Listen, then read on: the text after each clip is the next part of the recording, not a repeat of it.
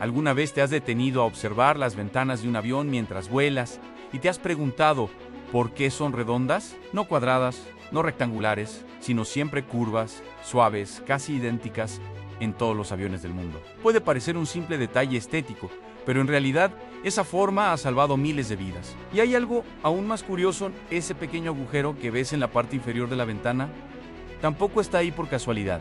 Todo tiene una razón, y cuando la descubras, nunca volverás a mirar una ventanilla de la misma forma. Para entenderlo, tenemos que viajar a los inicios de la aviación, a reacción, a una época en la que volar era una novedad, una promesa de futuro y también un experimento peligroso. A principios de los años 50, la industria aeronáutica vivía una revolución. Los aviones de hélice estaban quedando atrás y el mundo miraba con asombro a los nuevos jets comerciales. Eran más rápidos, volaban más alto y ofrecían un lujo nunca antes visto. Uno de esos aviones era el de Havilland Comet, el primer avión comercial a reacción de la historia. Era elegante, silencioso y moderno. Parecía sacado del futuro, pero ese futuro tenía un defecto mortal. En cuestión de pocos años, varios de estos aviones comenzaron a desaparecer en pleno vuelo. No había tormentas, no había fallas evidentes, no había explosiones externas. Simplemente, en mitad del aire, el avión se desintegraba. Los restos aparecían esparcidos en el mar o en zonas rurales, y durante meses nadie lograba entender qué estaba pasando. Las teorías eran muchas: problemas en los motores, errores de pilotaje, incluso sabotaje, Nadao en Callao, hasta que los ingenieros decidieron hacer algo nunca antes visto: reconstruir un avión completo dentro de un tanque gigante y someterlo a ciclos repetidos de presurización, simulando años de vuelos en cuestión de semanas. Fue ahí donde apareció el verdadero culpable. Cada vez que el avión subía a gran altitud, la cabina se presurizaba, y cada vez que descendía, la presión se liberaba. Este proceso se repetía vuelo tras vuelo, como inflar y desinflar un globo metálico una y otra vez. El fuselage resistía, pero no todas sus partes lo hacían igual. Las ventanas del Comet eran cuadradas, y ese detalle, aparentemente inofensivo, resultó ser letal. Las esquinas de 90 grados son enemigas de la ingeniería estructural cuando hay presión involucrada.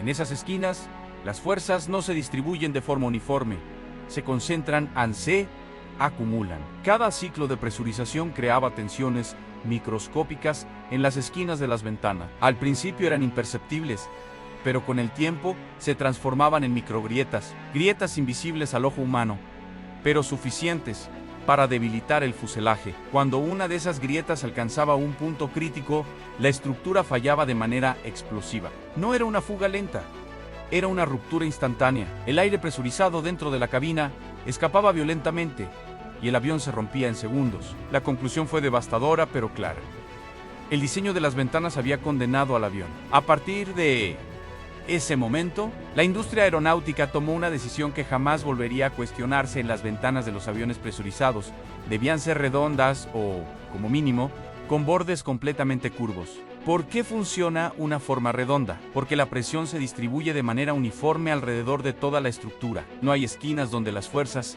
se acumulen. Cada punto comparte la carga con el resto. Es el mismo principio por el que las burbujas, los globos y los cascos de submarinos tienen formas curvas. Ese cambio, aparentemente simple, marcó un antes y un después. Desde entonces, ningún avión comercial ha vuelto a usar ventanas cuadradas. Pero la historia no termina ahí. La presión dentro de un avión no es un detalle menor. A más de 10.0 metros de altura, el aire exterior es tan delgado que el cuerpo humano no podría sobrevivir sin oxígeno suplementario. Por eso, el interior del avión se mantiene presurizado como si estuviera a una altitud mucho menor. Eso significa que el fuselaje está sometido a una fuerza constante que empuja desde dentro hacia afuera durante horas. Cada vuelo es una prueba de resistencia para la estructura. Y las ventanas, al ser aberturas en el fuselaje, son puntos especialmente críticos.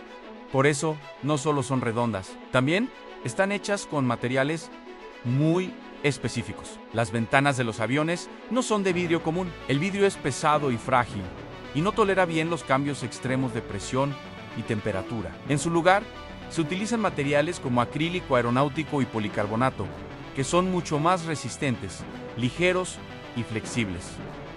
Cada ventana está compuesta por varias capas, normalmente 3. La capa exterior es la que realmente soporta la presión del aire.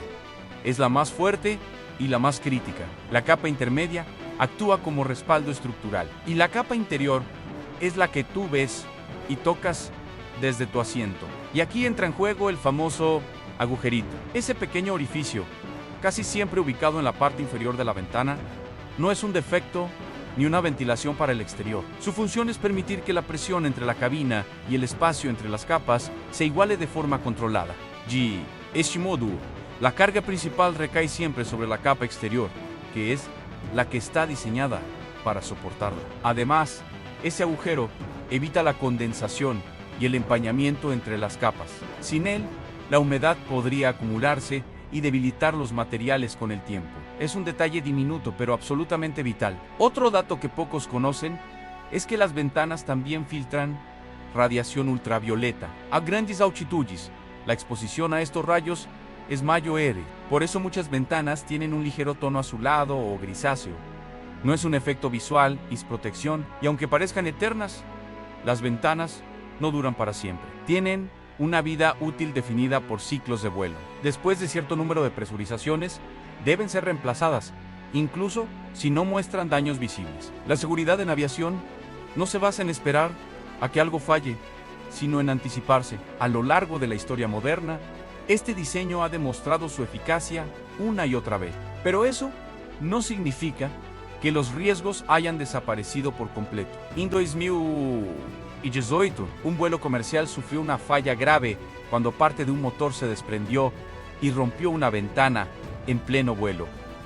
La descompresión fue violenta, la tripulación logró aterrizar de emergencia, pero el incidente recordó al mundo que incluso con décadas de avances, cada componente del avión sigue siendo crítico. Ese evento no ocurrió por una falla en la forma de la ventana, sino por un impacto externo extremo, y aún así, el diseño permitió que el avión permaneciera estructuralmente íntegro, el tiempo suficiente para salvar a la mayoría de las personas a bordo. Hoy, cada ventanilla redonda que ves a tu lado es el resultado de errores pasados, tragedias reales y lecciones aprendidas a un costo altísimo. No están ahí solo para que mires las nubes o tomes fotos del ala, son una pieza clave de la supervivencia en vuelo. La próxima vez que apoyes la cabeza junto a la ventana y mires el cielo, recuerda esto: esa forma redonda y ese pequeño agujero silencioso son parte de una historia que cambió la aviación para siempre. Y ahora dime, ¿ya sabías por qué las ventanas son así? ¿Alguna vez te habías preguntado para qué servía ese agujerito? Te leo en los comentarios. Y si este video te pareció interesante, el siguiente que aparece en pantalla te va a sorprender aún más. Entra a verlo y sigue descubriendo los secretos que hacen posible volar.